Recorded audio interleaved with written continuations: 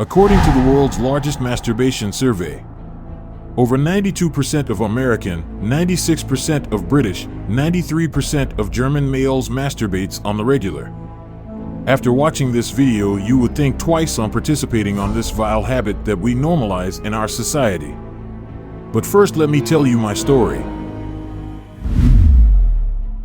So there I was, an 8-year-old kid, digging into a pile of DVDs looking for a movie to watch.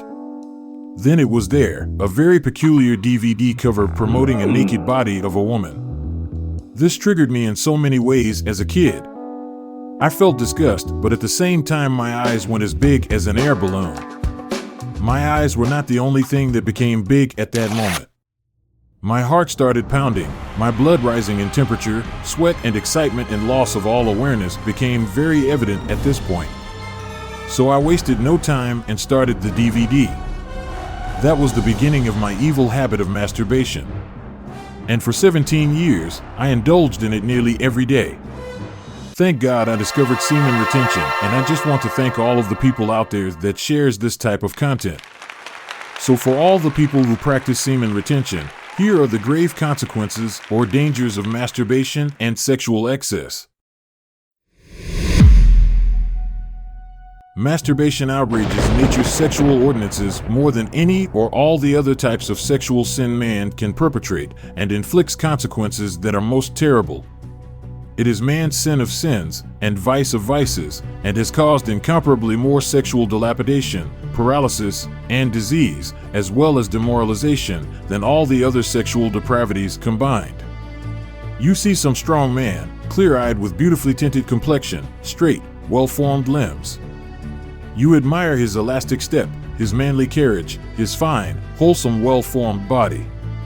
A year or two, or even a few months, he learned this evil vice of masturbation. You see him again, and you may well start with pain and surprise at the change. Is this the same guy I knew that I looked up to? There is no light of health in his eyes now. There is no symmetry to his ungainly body, no tint to his sallow cheeks, no grace or manliness in his bearing. He looks old and weak, appears bashful and timid, seems afraid of your glance. The dark circles under his eyes, unshapely appearance of his lower limbs, and general decrepit and demoralized condition tell a tale that no language can fittingly depict. This is the awful results of masturbation. The loss of physical manhood resulting from this one evil is horrible to contemplate. The sin of self-pollution is one of the most destructive evils ever practiced by fallen man. In many respects, it is several degrees worse than common whoredom, and leaves in its train more awful consequences. It excites the powers of nature to undue action, and produces violent secretions, which necessarily and speedily exhaust the vital principle and energy, hence the muscles become flaccid and feeble. The tone and natural action of the nerves relaxed and impeded, the understanding confused, the memory oblivious, the judgment perverted, the will indeterminate and wholly without energy to resist. The eyes appear languishing and without expression, and the countenance vacant. Appetite ceases, for the stomach is incapable of performing its proper office. Nutrition fails. Tremors, fears, and terrors are generated, and thus the wretched victim drags out a miserable existence. A physician's plain words.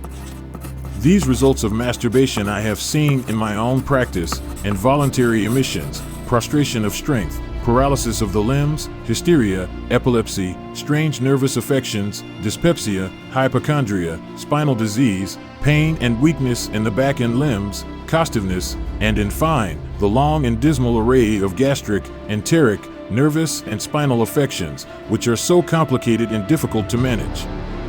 Nature designs that the use of this energy should be retained at a young age. Hence why the practice of semen retention should be taught to the young generation. Prostitution and intemperance may do much to demoralize and destroy the character and physique of young men, but unquestionably at the present day, masturbation causes more physical deterioration, more insanity, more tendency to crime than any other one evil of this character. It takes boys when they are maturing, when the slightest influence affects them, we might say all through life, and literally vulgarizes, degrades, and demoralizes them physically, mentally, and sexually. Excess in this way seems to destroy the energies, takes away the ambition. Some physiologists claim that 1 drop of the semen is equal to 60 drops of blood. Although it would unquestionably be difficult to determine accurately the relative value of this vital fluid compared to the blood, no one will question its richness in vital elements. It contains the very essence of a man, for is it not bone of his bone? Flesh of his flesh? Every human being shall be taught to practice semen retention and transmutation as a tool for building up sexual vigor. If you have been a victim of this evil vice of masturbation, you can depend on complete recovery and upon the acquirement of a degree of health and strength that will be far above the average. Man, you have so much potential in you. If you fail and relapse on the semen retention journey, forgive yourself. Promise yourself that you will change your habits and strengthen your willpower.